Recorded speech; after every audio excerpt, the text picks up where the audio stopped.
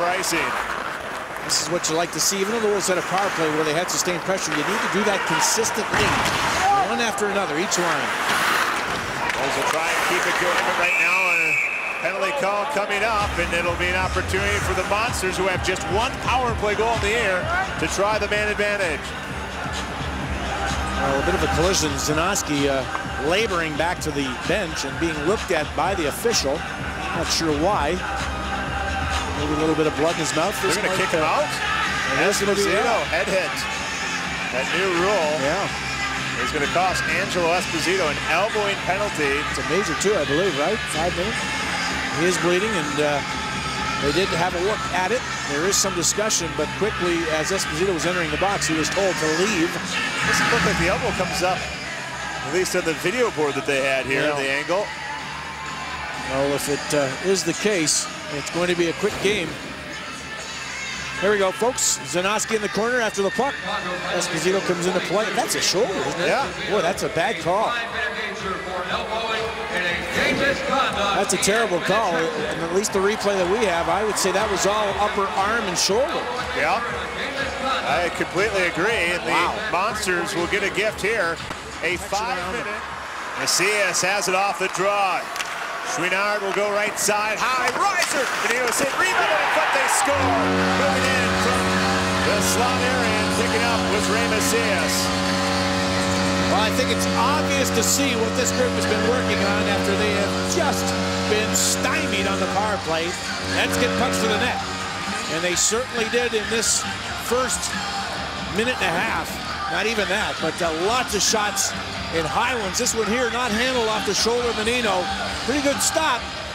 It comes down, squirts, and in fact, if you see that again, it looked like pretty good control by the Wolves, and sometimes it's best to just let your goaltender hold on to you. Throw it blindly up the middle, and that's exactly what happened. It's taken over, ends up being a nice shot on net and a goal. Ray Macias. Macias off the face-off, has it, leaves it off for Ford. Ford will fake, back to Macias. Macias down low, quick touch pass, played up top. Chouinard. Macias once again. One-timer, Chouinard, tip, they score 2-0 Lake Erie. Still out in front. Well, there you go again, point shot, but these are gift goals for that bad call. And this is a very nice redirect, just planting the big body. Stoll is a big guy, tough to move, and I think, quite honestly, you leave him alone there. Your goaltender's got to search and find this puck. We'll see on the perimeter, the pass will come back to the point, a one-timer. And I'm not sure if that doesn't hit Cypher's stick. I don't know, does he get all the way through to Stoll in front? Here's the one-timer. Oh, maybe the forward up high there. Yeah. It hit off the shaft. Changed direction, This angle will probably tell. Yeah, I think you're right. I think it's Machacek's stick, but it might glance off of initially on the way by. But you got to get out of the way, too. There was 2 Wolves in the view of Menino on that shot through. And it's a long game. This is a very depleted lineup for Cleveland. Yeah, Chouinard will dump it in. Now rolling out of the corner. Quick shot, they score! Mike Carmen. It's almost time to call a timeout or maybe even a goalie switch. It's early on, and you can't say with 2 power play goals against it's anyone's problem or fault, but I think you need some momentum. The switch.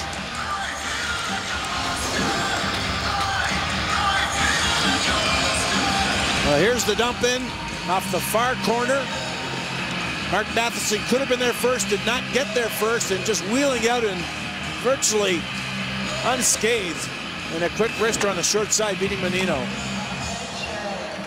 Well, the Lake Erie Monsters hadn't scored at home on the power play since April 7th last year against Abbotsford. In the opening power play, they've connected 3 times. And we got a penalty call going against Lake Erie. And a nice play by Postman to release it, keep it low, and get it through the traffic. Trevor Cann, a former Peterborough Pete, so you know he got a lot of shots in game situations. Rebound, they score! Jared Ross, as Dawes let the low shot go. Ross puts the Wolves on the board. 4th goal of the period, all power play goals, and this one's so basic. Just a shot on target, driving in the net was exactly what you're supposed to do. You got Ross and you got good speed with Dawes. Much is set up, you can see everything here on this wide angle, perfect play, entrance of the zone, nice feet across, shot by Dawes, and then Excellent tap in to the empty net, and that's driving through, really putting yourself in a good area. The defense, I'm not sure what the defense were looking at in that situation, but Ross just beat everybody. Yeah, Ray Macias got cut up ice, the Long Beach, California native, allowing Jared Ross to walk in, and Ross, so to Huntsville, Alabama, gets the Wolves going with his 3rd goal of the season. Montgomery down to the line, fresh on the ice, shot by Golovic, knocked away out in the slot area. Good defense there by Montgomery. Montgomery got creamed too. Pass back into the wall for shoots, he scores. First even straight goal of the game, and a 3-goal cushion once again for Lake Erie. And Walter very consistent. Got a streak going. Yep. He keeps it going. This is something the Wolves can ill afford. With some nice plays offensively, a little switch, at least in puck possession, a give up, and then a chance in an odd man situation and a goal against. So look at the numbers here. 3-on-2, you get a back checker. Into the middle of the ice, has to force because Seklenka got beat. And Walters finds the puck on his stick, makes no mistake, through traffic and through Peter Menino. And wow, 4-1. And Walter now has a 6-game point. Machacek shot missing the mark. Masson at the line will dump it towards the corner for Ross. Ross trying to work away from the grips. Albert had him tied up. Wolves maintain control. Golovic now. Drifter with traffic off the defenseman. Picked up the Machacek. Redbrow tried. 2 tries. He scores! Spencer Machacek stayed after it. And the Wolves back within 2. I'm going to tell you something. This was very fortunate, this goal, because the referee was about to blow the play down on the opposite side. When the puck was up against the net and Cann looked like he had it, the referee put the whistle to his mouth. Now, it starts off with Golovic, a nice wrister through with some mustard on it. Right at this point, you can't see the official. He's in the corner, but he's looking at him. He was going to blow it down. And Machacek able to dig the puck out and turn this. See that? You can see the off time up in the mouth. And Machacek comes around and has a 3 whacks before he scores. Can't do much as a goaltender. You get your arm extended, not a lot of leverage, and no help whatsoever. Huge goal again to get back in it. 6 goals in the first. We're playing to 10 tonight. The old St. Lawrence Seaway's not far away. The coach said obviously Haydar and Hensick are quality players. That was Hensick, who's TJ's a very good player, and it's not their fault. Oh my goodness! Anderson off the face-off, and it's now 5-2. I'm sorry, folks. Didn't expect that to happen. Well, I guess I'd rather hear the story. That is unbelievable. Curtis Fraser, might recognize that name. Former Wolves, played some time, had some time with the Wolves. Face-off win, shot, traffic. I'm not sure what was in the way of the puck as it was released. It's low, and it jumps up and goes up against the post in the blocker side, stick side. Pasquale tipped by about 4 guys. Not sure which one. Right in front of Pasquale.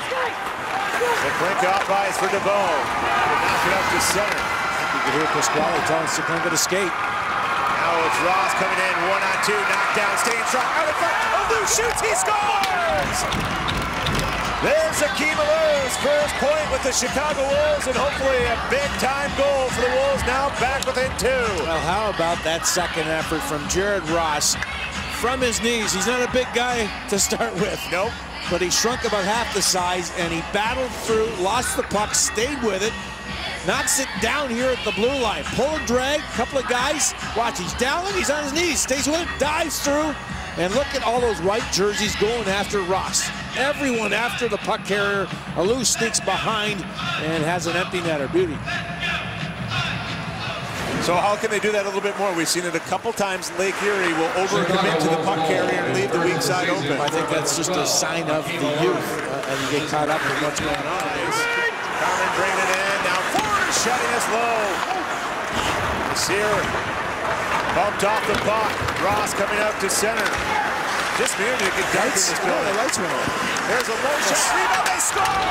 Darren Haydar! As the lights are dimming at the cue, the lead is now 1 for Lake Erie. Well, the lights certainly did go down, no doubt about that, and the lights went out on the Monsters for this shift.